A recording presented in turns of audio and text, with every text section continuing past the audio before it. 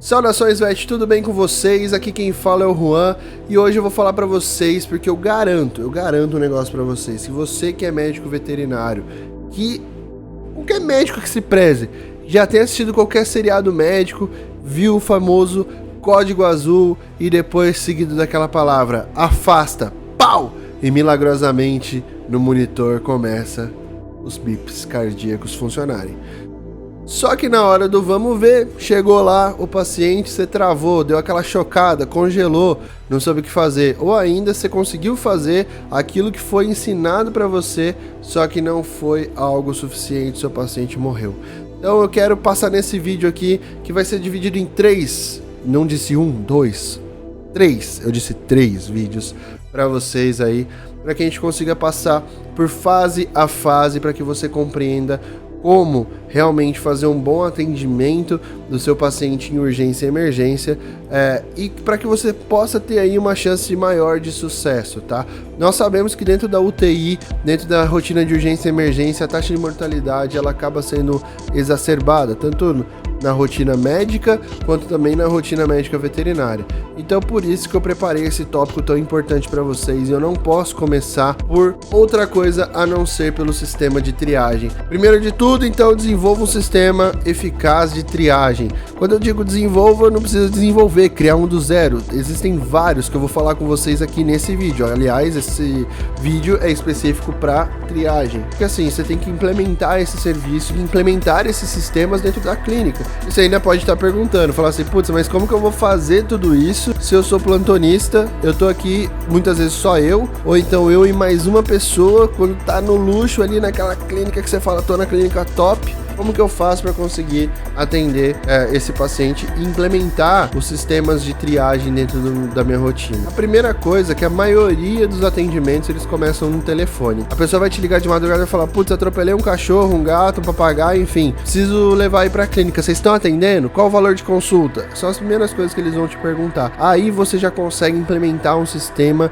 de triagem por telefone, o que vai te adiantar muito para você poder entender qual é a classificação que esse paciente já está chegando para você. Passado o momento onde você estabeleceu a triagem que a gente vai falar a seguir, você precisa estabelecer qual é o prognóstico desse paciente. A primeira coisa que você pode implementar é a ficha CAPUM, que é uma ficha de anamnese resumida, onde você vai conseguir fazer algumas perguntas específicas para o tutor ali, para o proprietário, para aquele que atropelou, para aquele que está socorrendo, enfim. Você vai conseguir fazer as perguntas dessa ficha e isso vai te ajudar a classificar de forma prévia esse paciente para que você saiba se o seu serviço de urgência e emergência atende esse tipo de paciente. Só que antes da gente ir para o próximo ponto, ainda a gente tem uma questão que muitas vezes acontece também, do cara chegar lá já com seu paciente em mãos e já chegar naquela muvuca e correndo e tudo mais e gritando, desesperado, cheio de sangue ou cheio de secreções e chegar e falar pra você, doutor, pelo amor de Deus, me ajuda porque o negócio aqui tá feio, eu preciso da sua ajuda. Você vai precisar se desenrolar. Então se você tem mais uma pessoa pra te ajudar, faz essa pessoa já ir fazendo a triagem pra você enquanto você já deixa preparado. O que eu aconselho, sempre no seu plantão, deixe preparado um kit de urgência ali para caso você precise. Porque é muito melhor você não precisar usar e ter ali em mãos do que você precisar e não ter. Aí que fica a correria, aí que você começa a travar, aí que você começa a ter todas aquelas questões que a gente comentou logo no começo desse vídeo. Então, se prepara, se organize, deixa o negocinho organizado que isso vai facilitar muito a sua vida. E aí nesse caso, quando ele leva diretamente para vocês na clínica ou no hospital, acione sua equipe, seja ele enfermeiro, auxiliar ou então outro médico veterinário que esteja de plantão com você, para ele poder ir fazendo uma anamnese resumida, fazendo um atendimento inicial.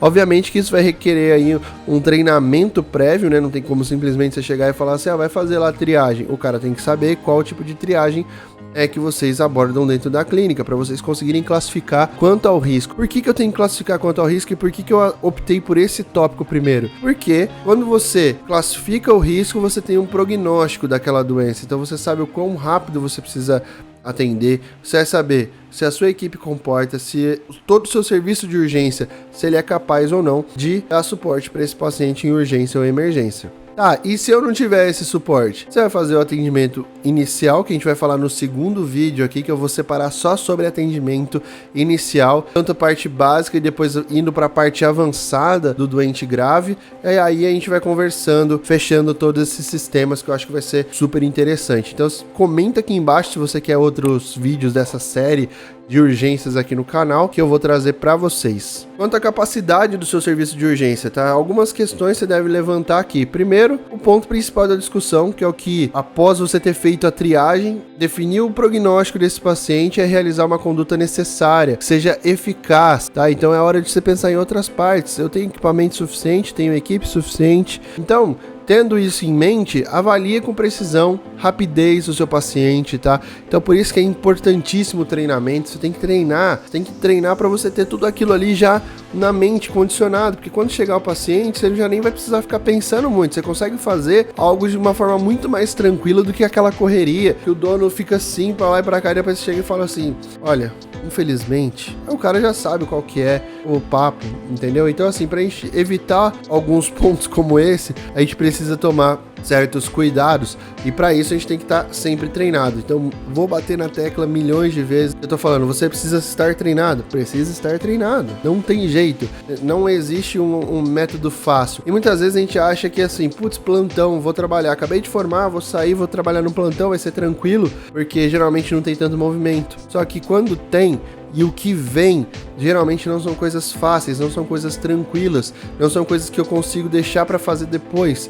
E geralmente é um paciente que vai chegar no estado de urgência, no estado de emergência, que eu preciso atuar naquele momento de forma direcionada, rápida e eficaz, porque qualquer minuto, qualquer segundo pode definir uma linha muito tênue entre a vida e a morte do seu paciente. E aí você pode me falar, putz, mas aonde eu começo? Você vai começar por aquilo que pode matar o seu paciente primeiro. Puxa, então ele tem uma perfuração no tórax, ele tá ali, você vê que ele tá com uma dificuldade de ventilar, então você precisa atuar no ABC dele, que a gente vai falar no próximo vídeo, nessa abordagem inicial do paciente. Então, são todos esses os fatores que a gente tem que levar em consideração. Outro fator extremamente importante é que se os seus recursos eles são realmente suficientes para manter o seu paciente. Caso sua resposta seja negativa, após a estabilização prévia da abordagem inicial, você tenta remover ele para um centro que comporte, um centro de UTI, por exemplo. E agora a gente vai entrar no sistema de classificação. Eu vou falar para vocês de 4 sisteminhas de classificação que são extremamente importantes, tá? Quando eu digo 4 e estou apontando 5, são 4, 1, 2, 3, 4, beleza? E agora, finalmente, a gente entra nos sistemas de classificação. O primeiro ponto dentro de uma escala de triagem é saber se ela atende os aspectos fisiológicos, anatômicos, de idade e doenças prévias principalmente. Ela vai te servir como um guia para que você consiga entender a gravidade do seu paciente e se após a sua abordagem ele segue melhorando ou não depois do seu tratamento. O primeiro sistema que nós vamos falar aqui é o sistema SHORT, né? O S de sai andando, se ele está habilitado para reconhecer o proprietário, se ele obedece às ordens e os comandos, se ele respira sem dificuldades e se ele tampona as hemorragias com facilidade. Outro sistema que eu vou falar para vocês é o sistema START, que basicamente é o sistema simples de triagem e rápido tratamento. O sistema ele vai se basear basicamente em 3 observações principais, que é primeiro a respiração do seu paciente, circulação e também o estado de consciência, que vai requerer mais ou menos entre 10 a 15 segundos para ser realizado por um pessoal treinado, e até 1 minuto para você determinar se ele deve receber ou não o atendimento imediato, tá? Ele é muito utilizado em grandes catástrofes aí, terremotos, enfim. Ele vai dividir assim, os pacientes ambulatoriais são classificados como menos graves, com a cor verde. Paciente que não pode deambular, que não consegue andar, tem alteração de consciência, mas que respira sozinho, eles são identificados com a cor amarela e que merecem atenção porque pode descompensar a qualquer momento. Pacientes que não respiram ou que possuem vias aéreas patentes, ou aqueles que respiram mas possuem taquipneia ou alterações circulatórias, que têm o tempo de preenchimento capilar aumentado, redução no nível de consciência, aumento do delta-TCP, mucosas pálidas, hipotensão arterial, por exemplo, são identificados com a cor vermelha, pois são pacientes muito mais graves que merecem atenção imediata. Agora, aqueles pacientes que não respiram, têm a via aérea obstruída, eles são classificados com a coloração preta devido à extrema gravidade e necessidade prioritária de atenção, principalmente quando há recursos suficientes. tá? Que ele é necessário quando a gente precisa aprofundar uma avaliação de triagem para um paciente traumatizado, por exemplo, tá? E essa escala dele pode ser utilizada e ela vai determinar uma pontuação que vai classificar esse paciente de grave até leve, em funções das variáveis circulatórias, como tempo de reperfusão capilar, pressão arterial, da frequência respiratória. Então de acordo com isso a gente vai classificando as gravidades por sistema. E aí no final você vai ter uma pontuação onde, se eu tiver um CRANS maior ou igual a 9, é considerado aí um traumatismo leve, enquanto um CRANS menor ou igual a 8 é traumatismo grave. Já o sistema de classificação de triagem por classe, ele está classificado aí como o último das triagens aqui, mas é o que eu mais utilizo na rotina, que a gente vai dividir as classificações aí desse paciente de grave a menos grave de 1 até 4, tá? Sendo o paciente com risco 1 o mais grave de todos e o 4 é aquele paciente com uma urgência relativa. O classe 1 é aquele paciente que vai precisar de atendimento imediato, no máximo em 1 minuto, a gente tem que tratar ele com reanimação cardio-cérebro-pulmonar. É aquele paciente que vai chegar para você inconsciente, com apneia, ausência de pulso ou ele não será detectável, hipotermia, miedríase e ausência de choque cardíaco ou então não detectável também. Já o paciente de classe 2 é aquele paciente que ventila mal, ele precisa de atendimento de no máximo em 10 minutos, ou seja, você vê que é um grau de urgência muito acentuado. É o paciente que vai ter possível estabilidade cardiovascular, no entanto ele pode ter obstrução de vias aéreas, por exemplo, apresentar dispneia, seja ela inspiratória, expiratória ou mista. A título de curiosidade, porque é super importante, você precisa classificar eles, então por isso que a gente precisa saber quem é classe 3, quem é classe 4. O paciente classe 3 é aquele paciente que eu preciso atender até 1 hora e vai variar de acordo com os sinais do meu atendimento, tá? O meu tratamento.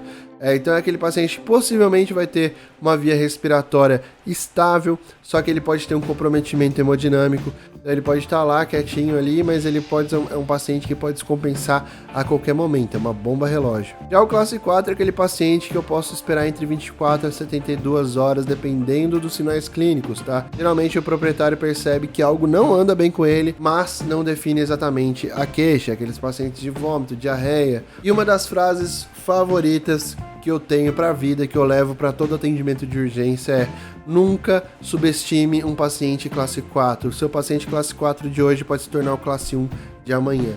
Então, avalie bem, não deixe ele lá esperando somente por esperar. Defina a classificação de risco deles, trate o que tiver maior gravidade primeiro e depois você vem atendendo os demais. Bom, e aí eu vou colocar uma quinta escala que é super importante, que tava passando despercebido aqui no vídeo, que eu tinha acabado esquecendo durante o que eu ia falando aqui. Então é importante lembrar que o ATT, né, trabalha com 6 categorias pontuadas, que vai variar de 0 a 3 cada uma dessas categorias, que vai gerar uma pontuação final aí entre 0 e 18.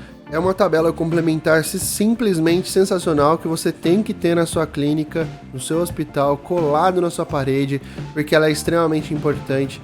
Você tem que saber isso aí de cor, porque basicamente você vai avaliar o seu paciente através da perfusão, o sistema cardiovascular dele, sistema respiratório, olhos, musculatura tegumentar, sistema tegumentar como um todo, ortopédico e neurológico. Então, assim, é extremamente importante obter o conhecimento fino da escala de triagem no trauma, fazer então esse score para você definir a gravidade e consequentemente a taxa de mortalidade dentro desse sistema.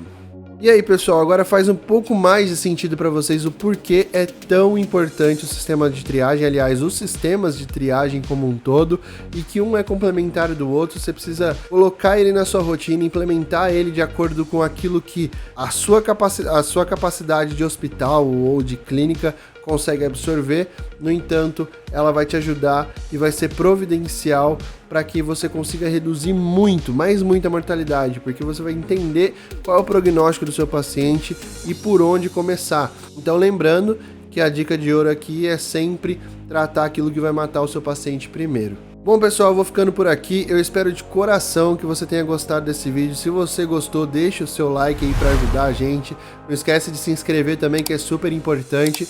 E ativa as notificações, porque quando você ativa as notificações, sempre que a gente produzir vídeo, sempre que esse vídeo estiver no ar, você vai ser notificado, vai poder assistir esse vídeo aí em primeira mão, tá bom? Então esse foi o primeiro de 3, como a gente conversou. Eu espero realmente que vocês tenham gostado. Eu vou ficando por aqui. Um beijo no coração. Valeu. Falou.